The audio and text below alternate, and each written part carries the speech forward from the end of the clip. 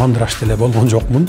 Баягы менин аркаман куугунтук түшүп, 570 машиналарын айдап чыгып кеткен, сейфтерин көтөрүп чыгып кеткен, өзлөрүн заложник кылып алып туруп, анан кийин 2010-жылы таза шайлоо болгон, кармап туруп камагыла.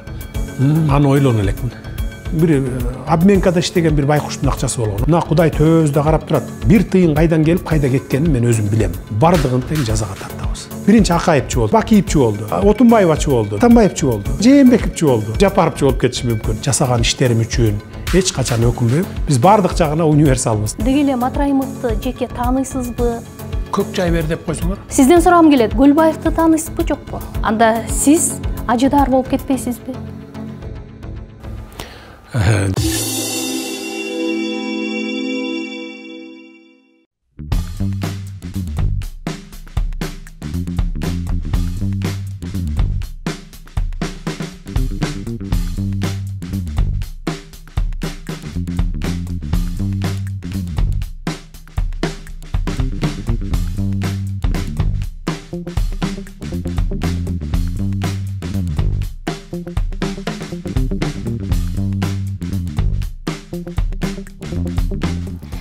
Садыр мырза, биз менен маектешүүгө убакыт тапкандыгыңыз үчүн алды менен ыраазычылык билдирем.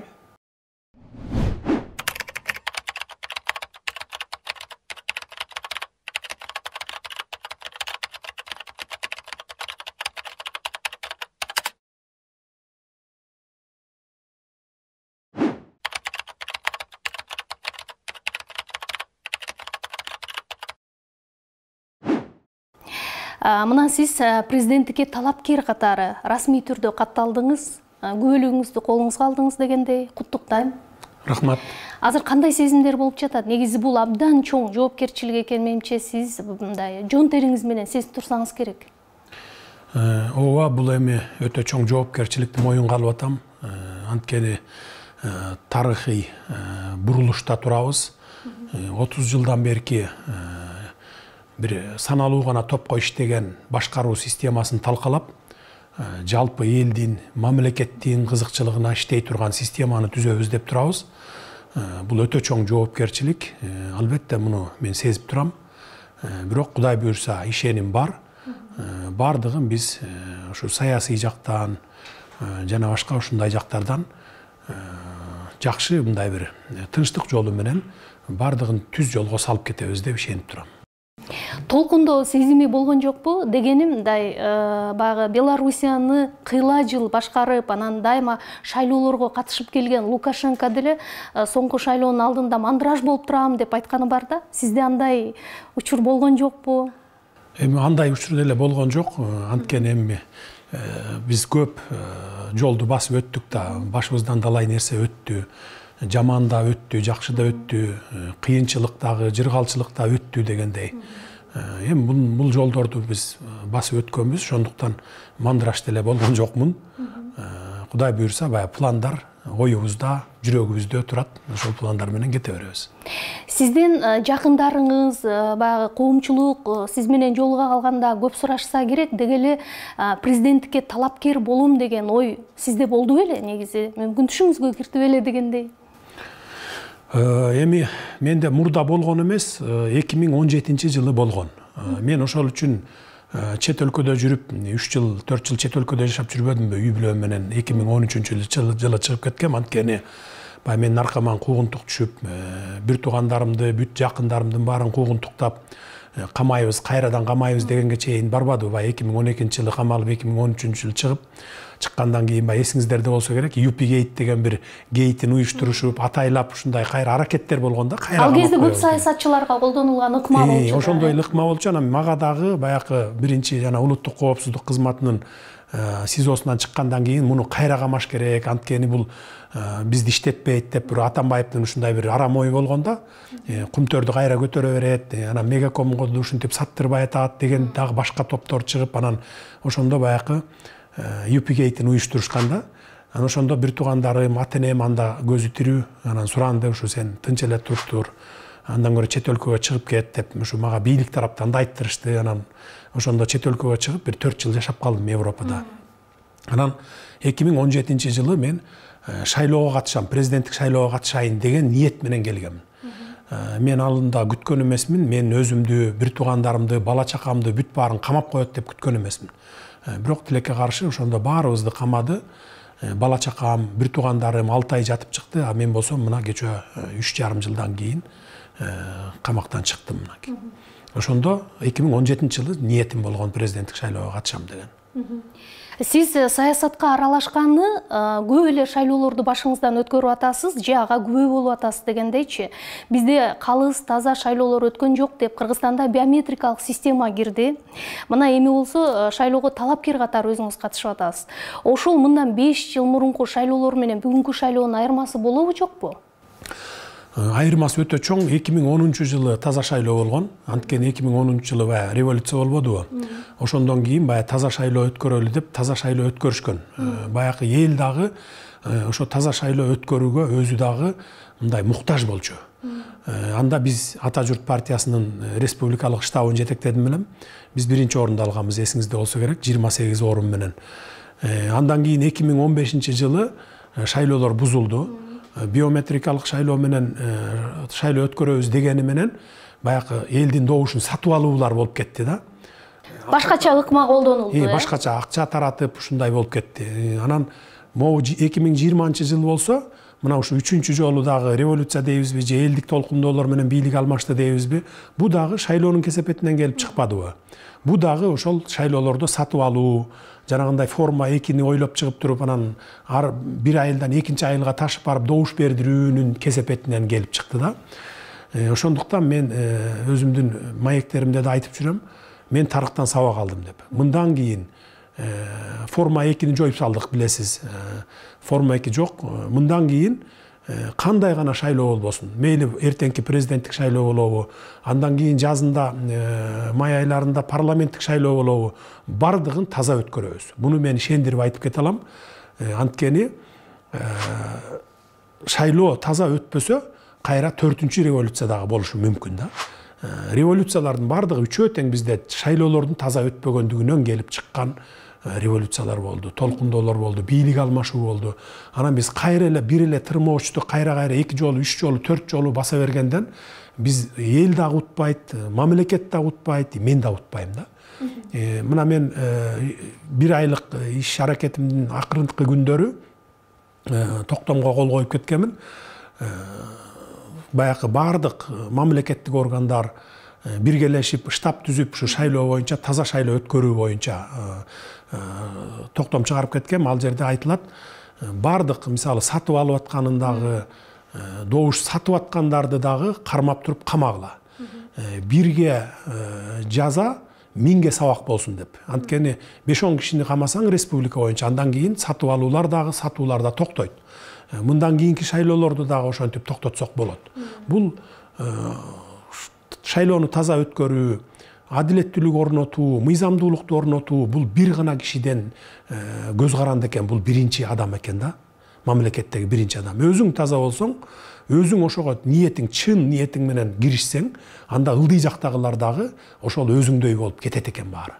А эгерде өзүң кызыктар болсоң, добуш сатып алып, эптеп жасалмалуу жол менен келип бийликке отурам десең, анда сенден кийинкилер дагы ошондой жол менен кетет экен да. Мына мен ушуну тарыхтан ушуну сабак алдым. Ушул эле шайлоо темасын улай сурагым келип атат. Мына азыр күч түзүмдөрүнүн дээрлик көпчүлүгүндө сиздин жакын адамдарыңыз же партиялаштарыңыз да. Анан коомчулукта айтылып аткан сын пикирге кандай карайсыз? Мисалы, башкы прокуратуранын же болбосо УКМКнын шайлоо процесстерине мындай таасири болушу мүмкүн эмеспи? Буга кепилдик бере аласызбы? Жок, сиз туура эмес айтып атасыз.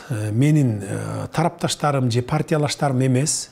Мына акыркы 2010 жылы билесиздер, адам өлгөн, кан төгүлгөн, мисалы байлардын үйлөрүнө барып 570 машинелерин айдап чыгып кеткен, сейфтерин көтөрүп чыгып кеткен, өзүлөрүн заложник кылып алып туруп анан кийин бай сатып алуулар болгон, 500 000, 1 миллион долларга чейин, мен эсимде да билем.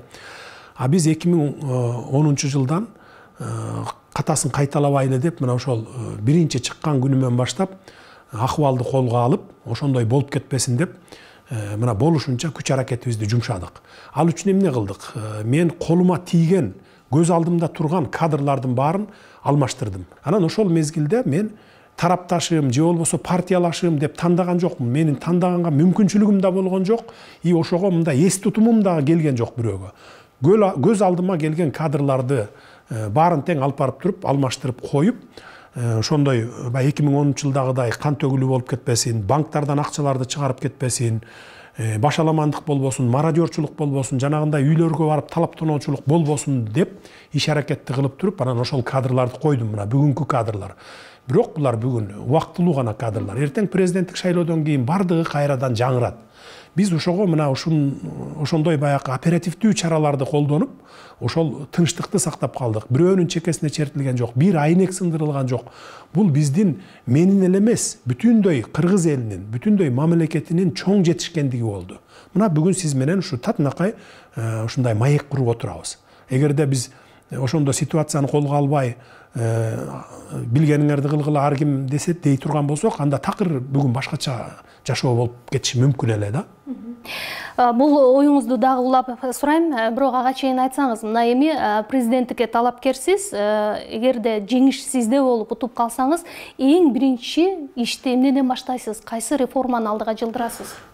Кудай буюрса, президенттик шайлоо бүткөндөн кийин, президенттик шайлоо менен кошо референдум өткөн атпайбы? Парламенттик башкарууну тандайсыңарбы же президенттик башкарууну тандайсыңарбы деп. Ошого жараша конституциянын долбоору даярдалат. Азыр конституциялык кеңешме отурумун жүргүзүп атат. Ошо элдин оюн билели деп биз ушундай кадамга бардык да. Биринчи эл менен эсептешели деп. Көпчүлүк кайсыл системаны тандап алса, биз ошол система менен баш мыйзамды жазабыз. Баш мыйзам мурдакыдай бир кишинин же бир топтун кызыкчылыгын көздөгөн баш мыйзам болбойт. Бул жалпы элдин, мамлекеттин келечегин аныктаган, ошол жалпы элдин кызыкчылыгын көздөгөн баш мыйзам болот. Мейли кийин 5-10 жылдан кийин ким келбесин бийлик башына, бул система ошол бийлик башындагы адамды түз жолго салып, мындайча айтканда баягы уктап жатып албай, же болбосо баягы мына мен келдим, болду 5 жыл, 10 жыл жыргап алайын деп эмес, куйругун бурап иштей турган система болот да. Ошондой системаны түзүп атабыз. Кудай буюрса, ошол парламент президенттик шайлоо аман эсен өтүп кетсе, референдум өтсө, андан кийин анан конституциялык реформа болот. Ал деле ошол февралдын аягына барып калат го деп ойлоп турам. Андан кийин анан мыйзамдар кабыл алынып, ошо жаңы мыйзамга тиешелүү, ошогон туура келтирилген мыйзамдар кабыл алынат дагы. Андан кийин анан ошол июндүн 1-ине чейин деп биз мыйзам менен аныктаганбыз, парламенттик шайлоо өтөт. Парламенттик шайлоо өткөндөн кийин анан саясаттын баарын жыйыштырып, уже баягы саясат бүтөт да. Анан биз экономика менен гана алек болобуз деген пландарыбыз бар. Ага долбоорлорду даярдап, азыр иштер жүрүп атат. Эми айтсаңыз, мына өзүңүз белгилегендей эле президенттик шайлоо менен бирге эле референдум өткөнү турат. Албетте мамлекеттик башкаруу системасын коом, эл өзү тандаган жатат да. Бирок эл парламенттик башкаруу системасына басым жасайбыз дей турган болсо, анда сиздин кийинки аракетиңиз кандай болушу мүмкүн? Биз элдин гана баягы пикири менен эсептешебиз. Эмне үчүн биз мындай кадамга бардык? Мисалы, азыр элдин пикирин мындай сезип турам. Президенттик башкарууга барабыз дейт. Көпчүлүгү баары ошону колдойт деп ишенип турам. Андан сырткары мен өзүмдүн сөзүмдө дайыма айтчумун, бир мандаттуу кылышыбыз керек. Ар бир баягы райондун өзүнүн депутаты келиш керек, өкүл болуп деп мен айтып жүрчүмүн, эсиңиздерде болсо керек.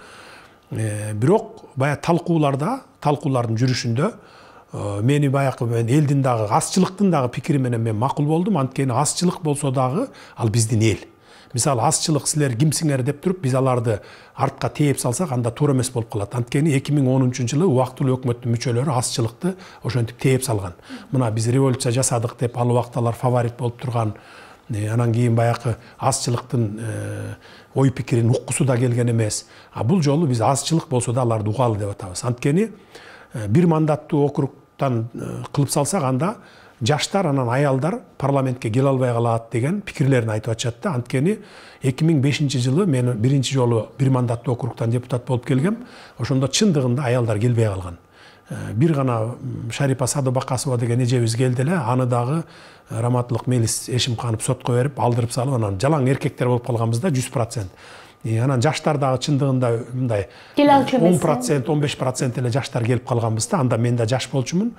Анан мен ошону эске алуу менен биз бир мандаттуу округту дагы, андан сырткары ушу партияларга дагы орун берип, бул эми конституцияга жазылбайт, бирок мыйзамдар менен аныктайлы деп, ошол баягы эксперттик топ ошондой деп мындай пландаштырып атабыз да.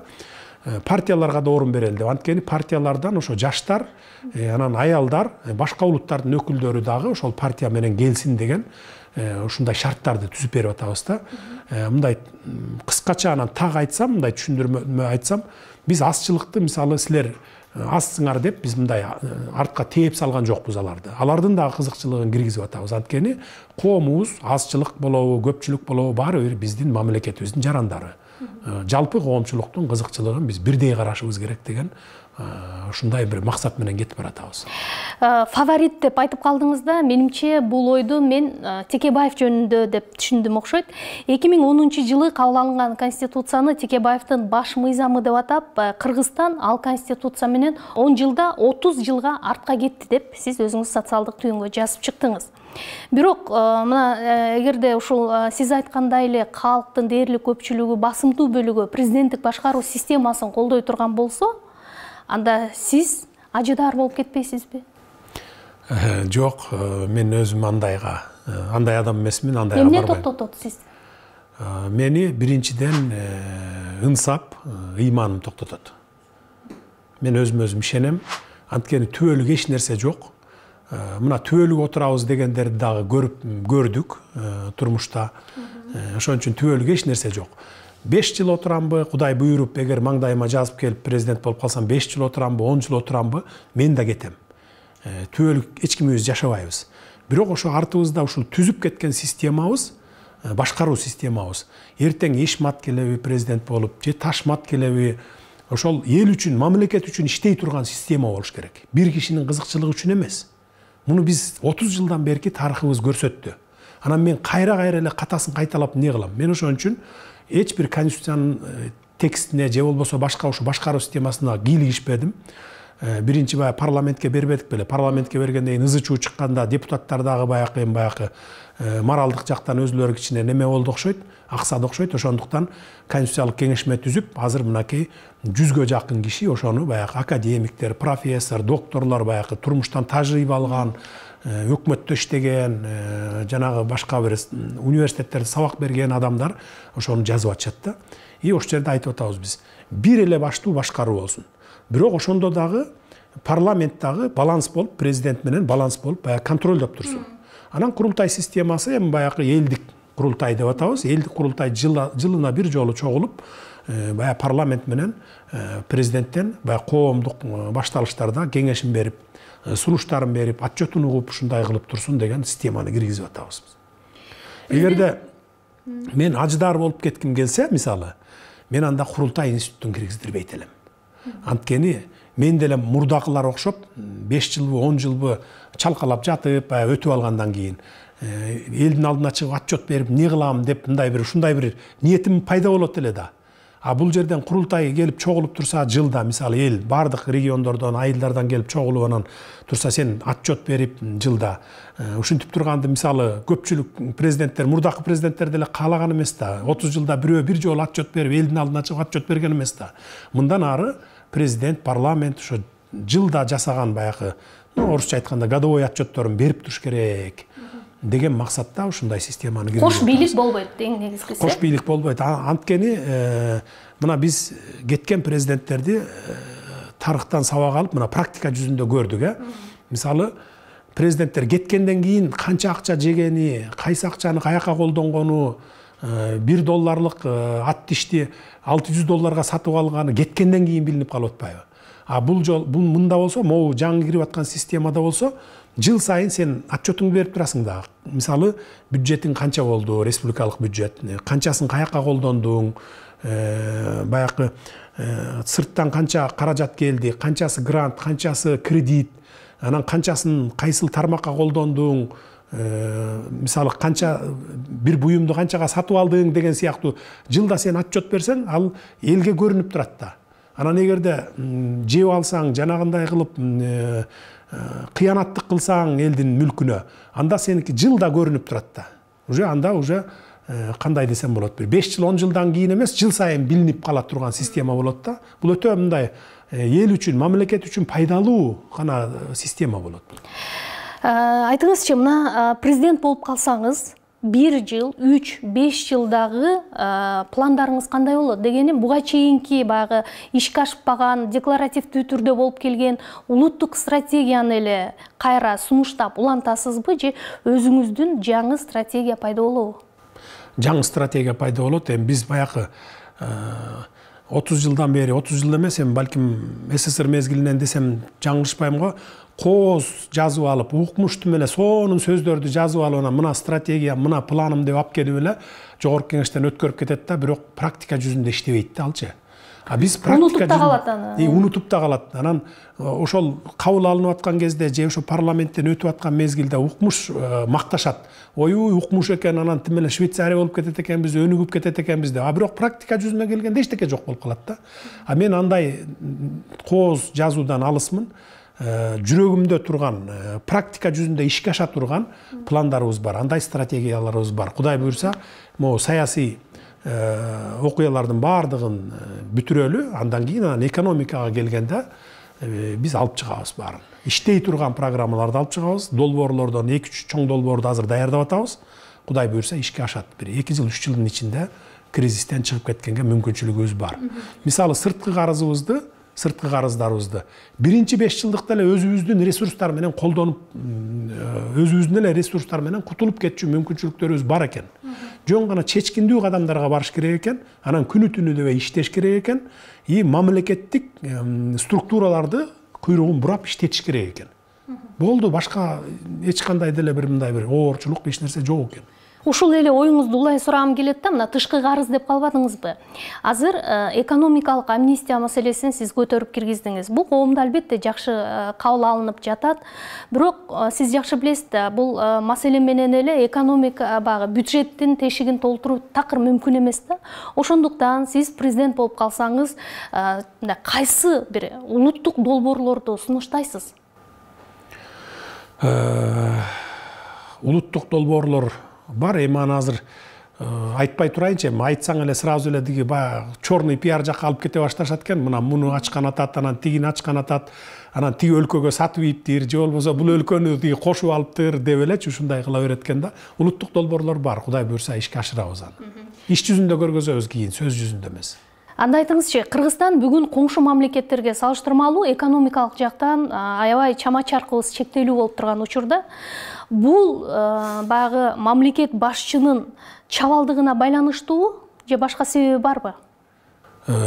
Бул андай десем да болот, бирок көбүнчөсү биздин өкмөттө, президентте, жогорку кеңеште ошо бюрократиялык элементтердин келип чыгышынан ушундай бир токтоп калган экен да. Анткени мен ушул акыркы 1 айдын ичинде баарын көрдүм. 3 жылдап бир эле кол кое турган документтер басылып жаткан фактылары болуптур. Ошолорду көтөрүп чыктык, аларга кол коюп бердик. Андан сырткары ошол, кыскасы ошо бири-бирин эле мындай айлампа, жана 3 баштуу бийлик болгондугу үчүн бири-бирине эле айлампа болуп жүрө берет экен. Бир маселени чечиш үчүн үчөө менен макулдашыш керек экен, ага айлап, жылдап убакыттар кетет экен. Убакыт күтпөйт экен да, баягы бири-бири менен макулдашып алгыча чейин деп. Анан жоопкерчиликти эч ким алгысы келбейт экен. Мына ушунун кесепетинен биз кошуна өлкөлөрдөн, керек болсо баягы граждандык согуш болгон өлкөлөрдөн дагы артта калып калганыбыздын кесепети ушул экен.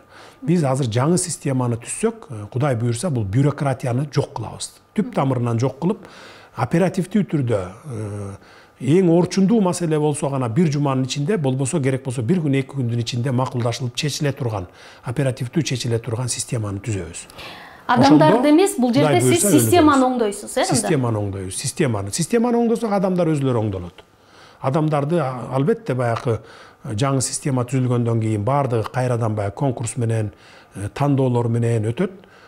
Мамлекеттик структураларга баягы ар бир министрликке өзүнүн адистиги менен конкурстар аркылуу тандоолор аркылуу алып келебиз.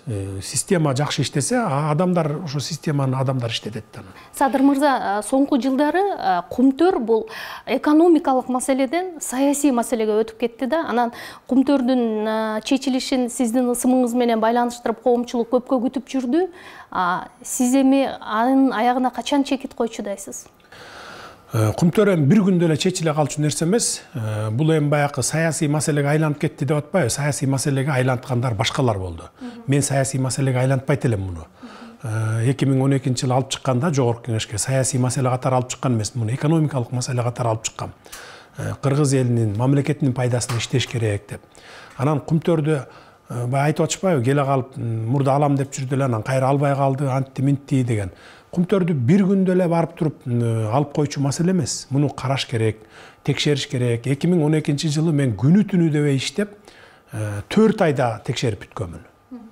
Анан бүгүн келе калып эле мен барып туруп кумтөрдү алам, анан тиги бу деген мен үчүн туура эмес да. Мен үчүн эмес, жеке эле мамлекет үчүн туура эмес.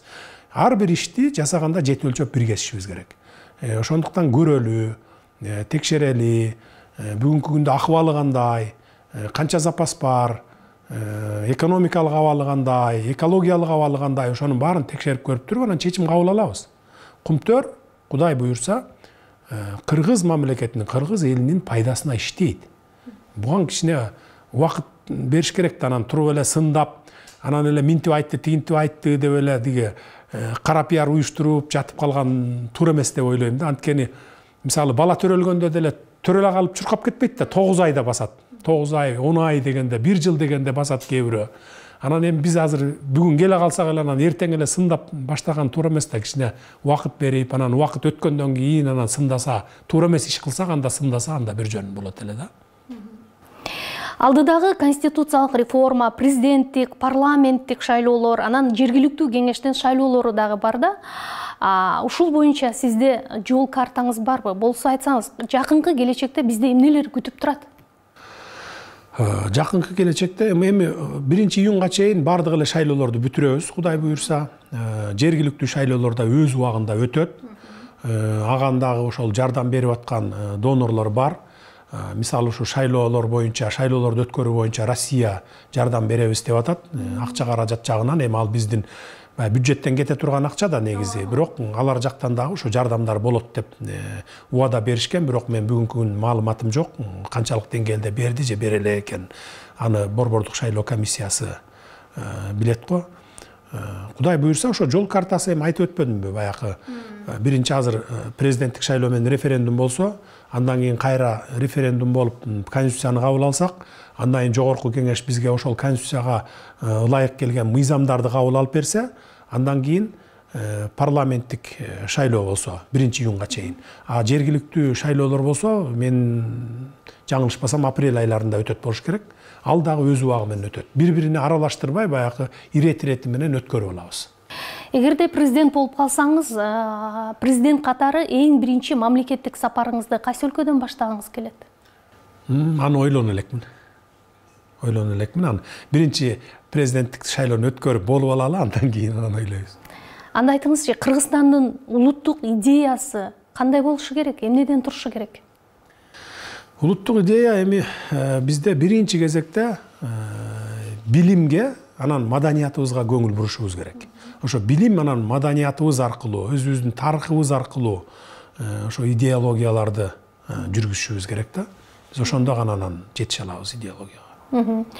Бүгүнкү күндө сиз баягы саясий жагдайдагы маселелерге келе турган болсок, саясатчылардын ичинен кимди өтө күчтүү атаандаш катары эсептейсиз? Деги эле баягы саясий оппоненттериңиздин арасында андай адамдар барбы, жокпу? Кыргызда жакшы сөз бар го, кыргыздын уучубуз кур эмес дегендейчи. Бардык эле атаандаштарым күчтүү, бардыгын тең сыйлайм, бардыгы тең кыргыздын мен деген жигиттери, бүт баары тең эле күчтүү деп эсептейм, баары тең эле. Кыргызстан демократиялык нукта өнүгүп жаткан өлкө, биз плюрализм сакталган өлкө, биз ошондой ой пикирлердин плюрализмин баалайбыз деп келебиз да. Бирок атаандаштарыңыздын, айрым бир жарандык коомдогу өкүлдөрдүн сиз тууралуу пикирлерине жооп бербей койгону сиз туура эмес деп эсептейсизби? жооп бербей коюу туура эмес, эми жооп бериш керек. Мен эми кээ бир анда-санда учурларда жооп берип эле атам. Эми биз баягы асманга учуп кеткен жокпуз да, баарыбыз эле жерде жүрөбүз. Маалымат келип атат. Баягы туура эмес жолго буруп, ушундай баягы туура эмес маалыматтарды таратып элге. Анан кийин баягы башкаруу системасынан же болбосо саясаттан көп түшүнүгү жок жаштарды топтоп алып ушундай башка жолго буруп кетип аткан мезгилдерде жооп берип коюп турган это туура эле маселе. Жооп беребиз. Айрым талапкерлер жөнүндө сурагым келип атат. Тактап айтканда, Абдил Сегизбаев сизден дареке сын айтып, анан дебатка чакырды да. Эгерде кайсы бир массалык маалымат каражаты ошондой дебаттык аянтча түзүп берип сизди чакырса, барып катышат белеңиз? Эми дебатка эгерде мындай темасы болсо, темасы туура болсо, анан жөн эле мындай бир ушак айтышыш үчүн чакырса, мен барыштын кереги жок. Анткени эгерде саясий жактан болсо, же болбосо экономикалык жактан кандай өнүгөбүз деген темада чакырса, барса болот. Анан барып алып эле баягы илгерки эле баягы ушак сүйлөп отургандын кереги жок да. Мен андайды көп жактыра бербейм да. Сен минткенсиң, анан сен тигинткенсиң, анан мурда кайда жүрдүң эле, анан мурда минтип койбойт белең деген сөздөрдү мен көп жактыра бербейм да. Андан көрө баягы мындай бир диалог болсо, же болбосо ошондой дебатка чакырса, кантип бүгүнкү кырдаалдан чыгабыз. Сиз сурап аткан жана жол карта жөнүндө пландар келечектеги ушундай болгон болсо, анан барса болот эле. Анан жөн эле мурда кайда жүрдүң эле деп чакырып алганда да барганда убакыттын коротуштун кереги жок. Эми дагы эле коомчулукта көп мындай кызыгууну жараткан жагдайлар жөнүндө сурагым келип атат. Бул Матраимовдор маселеси. Бул боюнча сиздин пикирди уккум келет. Мисалы, убада кылынган каражат толук көлөмдө азыр бюджетке түшө элек. Ал киши боюнча сиз саясий чечим кабыл алгандыгыңызды айттыңыз. Ал азыр болсо коомчулукта Матраимовдор ушул Садыр Жапаровдун штабын каржылап атат экен деген дагы пикирлер айтылып атат. Муну сиздин саясий оппоненттериңиз көбүрөөк айтып жатышат көрүнөт. Деги эле Матраимовду жеке тааныйсызбы? Качандыр бир кезде жолуңуз кайчылашып жолуктуңуз беле? Бул эми кара пиар. Матраимов боюнча иш жүрүп атат. Улуттук коопсуздук кызматы баягы тергөө иштерин жүргүзүп атат. Баягы азаттык берген 700 миллион боюнча дагы тергелип атат. Тергөөнүн жыйынтыгы менен чечимдер кабыл алынат. Анан эми Матраимовдор каржылап атыптыр дегендей бир карандай калп.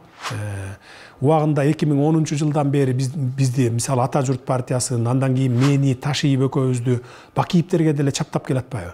Бакиевтер бербейиптир акча, анан кийин ошолор каржылап атыптыр, анан реванш кылат экен, анан ушинтет экен деп. Мына 2010-жылы бир түрктүн акчасын ушу Ак жол постунан кармап алып, Бакиевтер бербейиптир Ата журтка деп аябай пиар этишкен.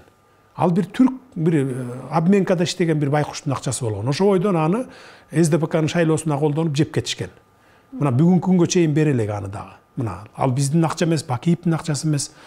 Андан кийин мына митингтерди уюштуруп, Кумтөр боюнча жана башка болгондо дагы мен 2017-жылы келатканда дагы пиар этишкен. КТРдан берген Бакиевтердин реваншын алганы келатыптыр, ошолор каржылап атыптыр деп. Мына Кудай төбөбүздө карап турат. Бакиевтерден 1 тыйын доллар эмес, 1 тыйын алган эмесмин. Ата журтты алган эмес 2010-жылы, анткени мен өзүм республикалык штабты өзүм жетектегем. 1 тыйын кайдан келип, кайда кеткенин мен өзүм билем.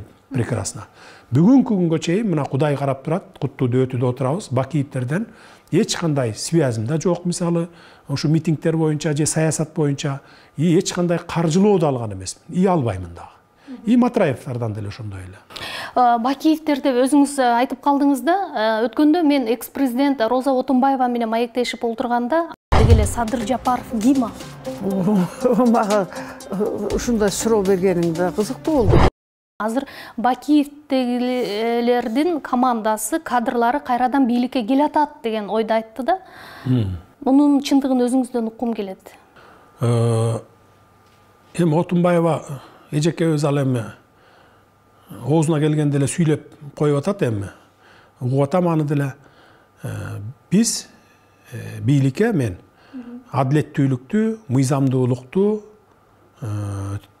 теңдүүлүктү орнотом деп келдим. Эртең элге, мамлекетке зыян келтире турган болсо, зыян келтирген болсо, Отунбаевчиси болобу, Бакиевчиси болобу, Атамбаев Жээнбековичи болобу, же болбосо Ташиевчи Жапаровчу болобу, бардыгын тең жазага тартабыз. Жазага тартабыз да, бул жерден Бакиевчилер келатат деп. Ушул сөздү мода кылганды уже модасы деле түгөндү. Бакиевчилер дегенчи. Модасы түгөндү да, эми ушунун элге сиңбей турган сөз да булчу. Роза Отунбаева айта турган деле сөз эмес муну. Анткени Бакиевтер каякта жүрөт? Бул жерде андан бери канча суулар акты, канча аба алмашты дегендей, канча саясатчылар алмашты. Эми бул жерде биз Кыргызстан алакандай элбиз да. Бардыгыбыз сураша келсе бири-бирине тууган чыгат деп коебуз го мисалы. Анан бул жерде баягы мурда Бакиевчи болсо, кийин Атамбаевчи болду анын баары. Андан кийин Отунбаевачы болду. Биринчи Акаевчи болчу. Андан кийин анан Акаевдин баары Бакиевчи болду. Андан кийин Бакиевчинин бардыгы келип Отунбаевачы болду 1,5 жыл. Отунбаевадан кийин бүт баары Атамбаевчи болду. Анан Атамбаевчинин баары Жээнбековчи болду. Эми Жээнбековчинин баары көбү мисалы шайлоодон кийин балким Жапаровчу болуп кетиши мүмкүн. Бирок биз ага карабашыбыз керек. Биз уже сен баланчачсың дегенге карабашыбыз керек. Биз адамдын, биз министрлердин жана специалисттердин жөндөмүнө жараша. Эгерде мамлекетке, элге пайда келтирип, ошону өзүнүн деңгээлинде ишин алып кете алабы? Ошого жараша тандап, ошого жараша коюшубуз керек. Анан айтышыбыз керек, сен эч кимчи эмессиң, сен мамлекетчисиң, сен кыргыз эличисиң. Ошон үчүн иште дешибиз керек да. Азыр эми бул Бакиевчи, анан Атамбаевчи деген модадан калган сөз. Сиздин командаңыз боюнча сурагым келет. Саясаттагы достук, кызыкчылыктар деген түшүнүктөр мамлекеттүүлүктөн жогору турбаган Ли Куан Юнун ыкмаларын сиз колдоно аласызбы? Кудай буйрса колдонобуз. Бул канча убакыттан кийин жемишин берет? 1 жыл, 2 жылдын ичинде жемишин берет деп ойлойм. Эми бийликке криминалдын таасири боюнча кайсы бийлик болбосун дайыма ушул сөздү ээрчитип келишет да. Өзгөчө чоң саясий өнөктүктүн алдында бул маселе кайрадан мындай кульминациясына жетет да. Сизден сурагым келет, Көлбаевди тааныйсызбы, жокпу? Тааныйм. Улуттук коопсуздук кызматында, баягы кызматынын СИЗОсунда отурганда бизди беттештирүү болгон. Ошондон тааныйм. Мурда көрүшкөнмүн. Мындай эле сыртынан билем. Мурда ага чейин баягы массалык маалыматтардан каражаттарынан көрчүмүн. Анан 2012 жылы камалган кезде ошол бир сурак болду. Мен да ал жерде камакта жаттык. Мен Ташиев, Мамытов үчөөбүз камалбадык беле. Ошол кезде Камчы Көлбаевди дагы Аравиядан алып келип анан ошол жерге камашты. Ошондо тергөөчүлөр баягы бир иш боюнча 2010 жылкы иштер боюнча бизди беттештирүүгө алып барды. Ошондо ошо сиз окшош мындай бет маңдай отуруп тергөөчүлөрдүн суроосуна жооп бергенбиз. Болду, ошо ойдон көргөн жокмун. Саясатта достук болбойт, кызыкчылыктар гана бар деген айтылып жүрүшөт. Сиз бул сөзгө ишенесизби? Эгерде достук, мындай бекем достук болсо, достук ошо саясатта деле улана берет. Ал эгерде жок мындай жеке кызыкчылык болуп, материалдык жактан же болбосо ушул бийлик тараптан, мындай бийликке кресло тараптан кызыкчылык болсо, анда достук жок. А эгерде чыныгы достук болсо, саясатта деле достук улана берет. Сурайын дегеним, Ташиевдин сизге болгон достук мамилесин коомчулук абдан жакшы билет да. Ташиев мырза менен маектешип олтурганда, анда сиз абак делеңиз сиз жөнүндө айтып жатып, көзүнөн жаш чыгып ыйлап ийген учуру дагы болгон эле да. Мен Садырды темир адам экен деп билдим да. Темир адам экен деп билдим. Мен көтөрө албайт элем. Кудайга тооба кылдым, мен көтөрө албайт элем. Себеби Садыр темир экен да. Ушунчалык кээде оюм келип кетет, Садырдын ордуна барып отуруп тур десе, отура алар белем депчи. Мен ушуга деле макул болот элем. Азыр эми убакыт өтүп жатат, анан саясатта оппоненттериңиз тарабынан эки мырзанын ортосунда ажырым кетиптир деген дагы пикирлер айтыла баштады. Деги эле саясий, мамлекеттик маселелерде дайыма эле консенсуска келүү оор болсо керек. Ташиев менен биз 2005 жылы бир мандаттуу округтардан депутат болуп келгенде таанышып, чогуу иштешип калганбыз. Ошол күндөн ушул күнгө чейин биз үй бүлөбүз менен чай ичип катышабыз. Эчен бир суулар акты, кечүүлөрдү кечтик, кыйынчылыктарды бирге көрдүк. Камалып түрмөдө бирге да отурдук. Анан бүгүнкү күнгө чейин достугубуз уланып келатат. Бул өкө урушуп кетиптир, анан мындай тигиндей деген сөздөр бул калп. Биз урушпайбыз.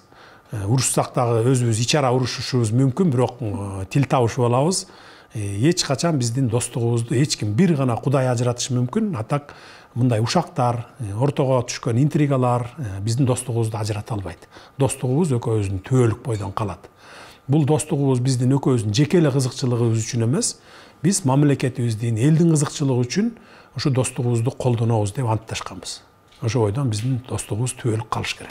Учурда экономикалык кылмыштар боюнча бир топ коррупциялык иштердин бети ачылууда да, ага мына финансы полициясынын, УКМКнын чыны менен эле кыймылдай баштагандыгы себеп деп жатышат да. Бирок мен сизден сурайын дегеним, УКМКнын алдындагы коррупцияга каршы бул АКС боюнча сурагым келип атат да. Мына Жээнбеков мырза кызматын тапшыраарда бул кызматты жоюп кетти эле. Сиз болсо аны кайрадан уюштурдуңуз. Айрым саясатчылар ошол эле 7-чи чакырылышта мен депутат болуп келем дегендердин эң негизги ураны ушул АКСти жоюш керек деген маселелер. Бирок бүгүн алар парламентте отурушат, кетелек, алар негедир унчукпай калышты. Мен сиздин так позицияны уккум келет. Бул жерде мындай да, кеп АКСти эмес да, мен ошол улуттук коопсуздукту, ички иштер министрин, баш прокурорду, анан жанагы каржы полицияларын койгондон кийин мен бардыгын чогултуп туруп баарын айткан элем. Келгиле мындай кылалы деп. Мен мурдакы президенттер окшоп бир олигархты же болбосо бир бай мекемени, бизнесменди калкалап алып, мен ошолордон бирдеме алып, пайда көрүп, ушундай кылбаймын. Эгерде мамлекетке зыян келтирген болсо, уурдаганы болсо, мейли ким болбосун, адилеттүү, мыйзамдуу негизде төгүп берсин. Силер только бирөөгө иш козгосоңор дагы, бирөөнү камасаңар дагы адилеттүү камагыла, мыйзамдуу камагыла. Биз эми ушул жон терибиз менен сезип өттүк адилетсиздик эмне экенин, мыйзамсыздык эмне экенин. Биз ошону башка бирөөгө көргөзбөйлү, кайталабайлы ошону деп туруп анан кийин койгонмун кызматка. Бүгүнкү күнгө чейин ошол принцибимде турамын. Ал эми АКСти баягы указ менен биринчи туура эмес жоюлуп кеткен, баягы акыркы күнү кетирип атканда жоюлуп кеткен да, бирок кайра эле восстановить этилген ал указ менен. Бирок биз азыр президенттик шайлоодон кийин, реформалардан кийин бардыгын мындай бир структуралар өзгөрөт, ошондо биз карап көрөбүз. Оптимизациядан кийин анан карап көрөбүз да. Атак эми баягы сиздин сурооңузду мен түшүнүп турам, баягы кандай десем, бирөөнү куугунтукташ үчүн же болбосо эптеп эле камап эме кылыш үчүн президенттин колунда күчтүү рычагтары бар, анан бардыгы коркот сүйлөй албайт деген ойлор айтылып келди да. Андай болушу мүмкүн эмес. Эми мисалы бардыгы биз сөз эркиндигин биз толук колдойбуз, коргойбуз. Журналисттерди мен дагы айтып атам, бүгүн дагы айтамын, коргойбуз. Баягы сөз эркиндиги бар, дайыма болуш керек. Бирок баягы коррупционерлер, мурда мамлекеттин, элдин казынасынан кол салып уурдагандар төгүш керек да негизи. Кайра кайтарып бериш керек да. Биз кайра кайтартып алабыз деп атабыз да аларды. Анан бүгүн мисалы мурдакыдай саясий мотив менен бир камап салган ызы-чуулар жок да бизде. Мына болгон жок го. Мына 2 айдан бери көрдүңүзбү? Көргөн жоксуз. Жалаң жанакы бюджеттен уурдаган чиновниктер азыр төгүп атат мына. Барып аларды камалып атат четинен. Анан эми кокуй ушундай эл айтат экен же болбосо ушинтет экен деп анда коррупция менен күрөшпөй отура берсек, анда кантип биз коррупцияны жоёбуз, кантип биз бюджетти толтурабыз, кантип биз мамлекетибизди көтөрөбүз? Саясатчылардын арасында сиз мындай дайыма туруктуу позициясын кармап жүргөндөрдү сыйласаңыз керек. Бирок азыр андай болбой жаткандай экендигин мындай коомчулук, социалдык түйүндөрдө жаза башташты. Мурдагы эле Атамбаевка жан тарткандар кийин Жээнбековго өттү. Эми Жээнбековду колдоп айга күнгө теңеп жүргөндөр дароо Жапаровду колдошту деп атат. Деги эле саясаттагы позиция сиз үчүн канчалык мааниге ээ? Бул чоң мааниге ээ саясатта. Саясатта дагы туруктуулук болсо, мамлекетте дагы туруктуулук болот да. Өнүп өсүү болот. Анан саясатта тараза ташы бир жака оосо, ошол жака ооп кете берсе, анда ошол саясатчылардын да арасында, мамлекеттин ичинде да туруктуулук болбойт да. Ошон үчүн бир позицияны аягына чейин карманган туура болот да, жакшы болот. Мен бул жагын мен өзүмдүн принцибимде, мынакей мен 15 жылдан бери саясаттамын. Мейли кандай кыйынчылык болбосун, башыма түшпөсүн. Мейли кандай мени критикалабасын, жамандабасын, бир позицияда жүргөндү жакшы көрөм. Бир позицияда жүрүп келдим бүгүнкү күнгө чейин. Мындан ары дагы ошо бир эле позицияда жүрөм. Балким мен ката кетиришим мүмкүн. Же болбосо ката кетирбесем дагы ката кетирди кылып, жамандап баягы бир мындай бир кандайдыр бир жамандоолор менен, кара пиарлар менен ушинтип пиарт этишим мүмкүн. Бирок мен анда дагы баягы көңүл бурбайм, өзүмдүн баягы түз кетип бараткан ишимди кылып кете берем. Мамлекет үчүн, эл үчүн пайда келе турган ишим болсо, ошону жасап кете беремин. Анан баягы мен ушинтип айтат экен деп башка жээкке секирип кача калып, же болбосо позициямды өзгөртүп, андай жок менде. Менимче бул абдан жакшы сапат болуш керек. Ошондой позициясы жок саясатчыларга өтө астыйдил мамиле кыласыз го анда, Ошондой мамиле кылыш керек. Анын баарын көрдүк да, эми кимдин ким экенин, акыркы 1 айда эле, 2 айда мурда деле бир башыбыздан көп нерсе өтүп келатпайбы, 10 жылдан бери. Ошондо деле көрүп келгенбиз баарын. Анан акыркы 2 айда 100% көрдүк десем болот да. Өзүңүз галстук тагынбайсыз, анан аны жактыра бербесиңизди дагы билип калдык. Кыргыз саясатындагы галстукту чече аласызбы? Ал үчүн сизге канча убакыт керек болот? Элге биз саясатчылар качан жакындайт? Эми мен галстукту тагынганды жактырбай койбойм деле эмес. Просто баягы мындай ыңгайсыз абал жарата берет да, баягы муунтуп, ошон үчүн эле таккан жокмун. Кудай буйруп президенттик шайлоо бүтсө, анан тагабыз эми, анткени көнө баштайсыз. Көнө баштайбыз. Анткени баягы мурда деле депутат болуп жүргөндө деле тагынып эле жүрчүмүн. Анан бул акыркы күндөр эле баягы ызы-чуу болгондо эле баягы ыңгайсыз жаратпасын деп эле тагынган жокмун. Анткени эми баягы буюрса тагынабыз го, эми анткени биздин менталитет баягы 70 жылдан бери, 80 жылдан бери неме болуп, галстукка көнүп, баягы көз көнүп калган үчүн жаштар, интеллигенция ошону сурап атпайбы, галстук тагыныш керек, тиги бу деп. Тагыныш керек болсо тагынып коебуз. Биз бардык жагына универсалбыз. Тагынбайбыз десек тагынбай коебуз. Эми бизде Кыргызстанда мындай болуш керек да. Баягы Европа өлкөлөрүндө адам өзүнүн каалаганындай кийинип, каалаганындай басып тура берет да. А бизде болсо баягы илгерки союздан калган бир менталитет орноп калган да. Жок, шим костюм, анан галстук болуш керек, анан мындай зыкыйып туруш керек, анан протоколуна ушундай эметиш керек деген. А биз наоборот баягы эркин жүргөнгө көнүшүбүз керек да, эркин. Мен сурагайын деген бул суроонун экинчи өңүтү болчу да, саясаттагы галстукту чече аласызбы? Чечебиз, Кудай буйрса. Чечебиз, элге жакындатабыз. Бүт бардык министрликтерди, өкмөттүк адамдарды, депутаттарды, өзүбүз дагы элге жакын болобуз. Эми суроонун кийинки бөлүгүн мен сиздин балалыгыңыз, жашооңуз, философияңызга байланыштуу суроолорго өткүм келет. Балалыгыңыз кандай өттү? Өзгөчө эмнени сиз аябагандай бир жылуу сезимдер менен көкүрөгүңүз толо эстейсиз? Балалыгыбыз айылда өттү, абдан жакшы өттү. Бактылуу балалык десем дагы жаңылышпаймын. Ал эми эсте калаарлыгы ошол жайлоодо ошол ат менен жүргөн күндөр ошо эсте калат да, аябай көп. Азыр дагы отуруп алып кээде аябай чарчаганда эстейсиң. Жайлоого барып ушу ат минип алып, кымыз ичип, куурдак жеп, ошол жерде жайлоодо жүрсөң деп мындай неме болуп кетесиң да, ностальгия болуп кетесиң. Жашооңуздагы эң чоң коркунуч эмне? Эң чоң коркунуч бул баягы жоопкерсиздик. Жоопкерсиздик да. Бул үй бүлөдө деле, бул мамлекеттик иште деле, саясат. Бардык жакта турмушта жоопкерсиздик. Жоопкерсиз болсоң эми коркунуч көп ошондон келип чыгат да. Өзүңүздү мындай жолдуу адаммын деп эсептейсизби? Мындай ойлонуп көрүп. Жолдуу адаммын деп эсептейм. Жашооңуздагы баягы сиз кабыл алган эң оор татаал чечимдер кайсы болду? Ал кайсы жылдарга туура келет да? Жашыраак кезиңизге же кийинки мына акыркы учурлар болдубу? Эң татаал чечим былтыр баягы улуулум дастан каза болгондогу чечим. Анткени мен түрмөдө жаттым. Анан бир туугандар, үй бүлө баягы неме ичи күйөт экен да. Анан баягы кагып кеткен баланы ушу атай кылды деп, бийлик кылды дегендер сөздөр баягы адамдын оюна ар кандай нерселер келет экен да. Ошондо каматыш керек, антыш керек, мынтыш керек дегенде ошондо баарын айтып, бир туугандар менен кеңешип, үй бүлө менен кеңешип, анан арыз жазбагыла, каматпагыла, тийбегиле, деген чечимди кабыл алыш оор болду ошол. Негизи үй бүлөдөгү баардык чечимди жеке өзүңүз кабыл аласызбы же балдарыңызга дагы мындай тең ата болуп чечим кабыл алганды үйрөтөсүзбү? Жок, жеке өзүм кабыл алам чечимди. Анан баарын айтам, мен момундай чечим кабыл алдым деп, ошону угат баары.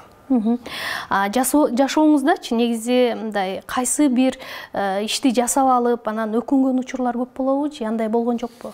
Жок, мен туура эмес иш жасасам өкүнсөм болот эле, бирок ар бир жасаган ишим, мисалы мамлекет үчүн, эл үчүн, жалпы элдин кызыкчылыгы үчүн жасаган иштерим болду, мен эч өкүнбөйм. Ал эми жеке иштериңде албетте кээ бир иштерде өкүнөсүң, туура эмес кылып алдым деп. Бирок баягы саясаттагы келаткан 15 жылдагы жасаган иштерим үчүн эч качан өкүнбөйм, анткени ар бир жасаган ишимди жети өлчөп бирге себин дайыма. Абак эмнени үйрөттү сизге? Абак бул турмуштан сабак алышты үйрөттү. Мен бир чети өкүнсөм, экинчи чети өкүнбөйм деле.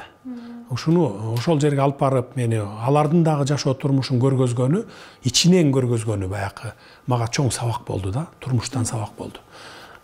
Азыр эми мен баягы аякты көрбөсөм, ал чөйрөдөн менин баягы түшүнүгүм жок болот беле, балким деп ойлойм да. Анткени мен азыр эми саясатта, турмушта, анан ошол криминалдык чөйрөдө дагы мен баардыгын мындай көз алдымда көрүп турам да. Кантип маселени чечсе болот, кантип жойсо болот баягы криминалдык чөйрөлөрдү, кантип стабилдүүлүктү орнотсо болот дегендей баягы баардыгын көрүп билип турам.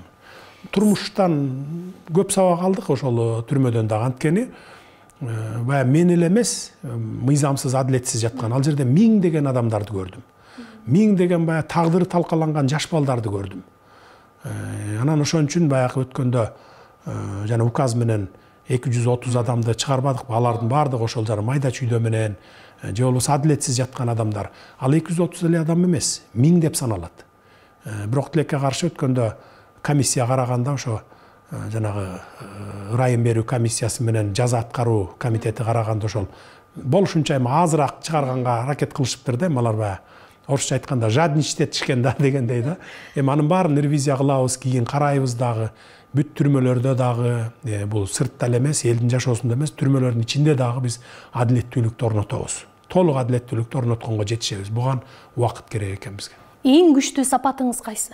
Ишенимдүүлүк, өзүмө өзүм ишенүүчүлүк. Кимге ишениш керек экенин кантип чечесиз? Кимге ишениш керек экенин дароо чечиш кыйын болот экен, анткени баягы аралашып жүрүп убакыт өтөт экен, анан көрөт экенсиң, бул кишини да көрөт экенсиң, тиги кишини да көрөт экенсиң, анан кийин барып бирөөнө токтолот экенсиң. Буга ишенсе болот экен, буга ишенсе болбойт экен. Буга болсо кичине ойлонуп көрүш керек экен деп мындай убакыт менен чечет экенсиң да. Сиз ишенген достор алдап кеткен учурлар болду беле? Эми баарыбызда эле бар да, сизде деле болсо керек. Бизде деле алдап кеткен учурлар болгон. Андайлар көп эле болот турмушта. Акыркы жолу качан өзүңүздү мындай ыңгайсыз сездиңиз? Ыңгайсыз сезген учурларым деле болгон жок. Сизде бош убакыт өтө аз. Болсо эмне менен алектенгенди жактырасыз? Сууда сүзүүнү жактырам. Бошогондо бассейнге барам түз эле. Спорттун чемпиону боло элексизби? Жок. Социалдык түйүндөгү посторуңуздун баардыгы өзүңүздүн колдон өтөбү? Анткени абдан активдүү болгонго аракет кылып атасыз же сиздин ойду жардамчылар ишке ашырган учурлар барбы? Жок, өзүмдөн өтөт, өзүм жазам, өзүм салам. Facebook'та да бармын, Одноклассникте, Instagram'да да бармын. Посторумду өзүм жазам, өзүм салып коем. 160 миңден ашуун сиздин жеке баракчада катталуучулар бар экен. Бул кыргыз саясатчыларынын арасында, Facebook'та. Кыргыз саясатчыларынын арасында сиз бул жагынан лидер экенсиз да, туурабы? Кантип жетиштим деп ойлойсуз? 2010 жылдан бери карай социалдык түйүндөрдү колдоном. Ошондо ачкан элем баракчамды. Ошондон бери ушу 160тан ашып калыптыр, 160 миңден. Одноклассник сайтымда дагы группам бар, ал жерде бир 46 миң болуш керек. Инстаграмда ушу бир 200 миңге жакын подписчиктерим болсо керек. Муну ошол социалдык, эми азыр 21-кылымда жаштардын баары ошо социалдык түйүндөрдө отурат баары тең. Мен билгенден ушу мындан бир 4-5 жыл мурунку статистика боюнча ушу 300 миң кыргызстандык Facebook'ta отурчу эле. 1,5 миллион кыргызстандык ушул 15 жаштан баштап 60-70 жашка чейинки адамдар Одноклассникте отурчу эле. Анан 15 жаштан 28-30 жашка чейинки жаштарыбыз 1,5 миллиондагы Инстаграмда отурчу эле да. Сиз баары рынокту өздөштүрүп алыптырсыз да, жакшы. Өздөштүрүп алгам. Ошол бул мындай бир 3-4 жыл, 4-5 жыл мурунку статистика болчу. Азыр бирок кандай экенин билбейм. Азыр дагы көбөйсө керек. Анткени Инстаграмга көп кирип калышпадыбы баары. Твиттерге качан көчөсүз? Твиттерди колдонгон жокмун. Мисалы башка дүйнөнүн лидерлеринин баары Твиттерге отурушат экен. Менимче муну дагы сиз байкап көрөсүз. Мен Facebook'tu колдоном көбүнчө.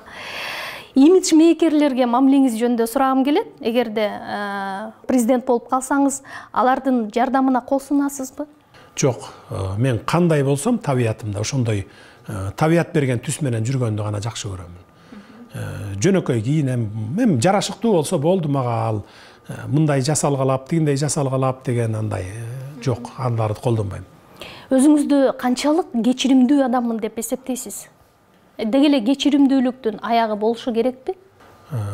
Кечиримдүүлүктүн да чеги болот негизи. Бирок өзүмдү кечиримдүү эле адаммын деп эсептеймин. Анткени Кудай өзү айтат экен, мен дайыма кечиримдүүлөр, анан сабырдуулар тарапта боломун депчи. Ошол сөздөн улам, анан мен ушу кечиримдүү болгонго аракет кылам. Жубайыңызга болгон сүйүү жаш кездегидей эле болот бекен, же жылдар өткөндө балдарга өтөт бекен? Туура айтасыз, балдарга, неберелерге өтүп кетет экен. Жаш кездегидей болбой калат экен. Бирок мындай жубайың менен убакыт өткөн сайын бир туугандай болуп калат экенсиң. Сүйүүң ошол неберелерге, балдарга, балаңды, анан неберелериңди сүйгөнгө өтүп кетет экен. Балдарыңызга мындай көңүл бөлгөнгө, жубайыңызга көңүл бөлгөнгө, белек бечкек бергенге убакыт таап атасызбы? Жок, убакытым жок ага. Чынын айтышым керек. Түн жарымында келмей, эртең менен таң эрте туруп кетмей, ошо менен эле күн өтүп атат мына. Акыркы 2 айда өткөндө баягы биринчи чыккан күндөр өзүңүздөр деле көрсөңүздөр керек. Мен 4 сутка көз ирмеген жокмун, уктаган жокмун. Анткени биринчи суткада баягы шайлоо болду, анын результаттарын карап отуруп таң атып кетти, баягы интернеттен карап отуруп. Анан эртеси күнү эртең менен митингдер башталды. Ал митингдерди карап отуруп, тияк бияк менен байланышып отуруп, экинчи күн өтүп кетти. Экинчи күн уктабадык. Үчүнчү күнү болсо баягы шайланып, достукка барып депутаттардан шайланып ал күн. Ошентип отуруп 4 сутка уктабай, андан кийин 3 саат, 4 саат эле уктап, мына бүгүнкү күнгө чейин ошол күндөр уланып атат да. Анткени уктап жатып алсаң, эс алып жатып алсаң дагы жумуш токтоп калат экен. Бир зарыл бүтө турган жумуштар болот экен, аны дагы токтоп калбас үчүн ошол күнү түнү дебей иштешке туура келет экен. Ошон үчүн балдарга көңүл бурганга дагы кээде убакыт жок болуп калып атат. Анда ошол кетирген убактыңыз жемиштүү болсун. Сизге ийгилик каалайбыз. Чоң рахмат. Рахмат сиздерге дагы. Сиздерге дагы ийгиликтерди каалайм.